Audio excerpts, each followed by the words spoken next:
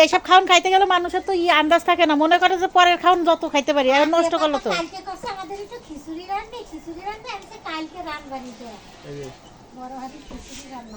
না আমার কি বড় হাড়ির খিচুড়ি অনেক পছন্দ।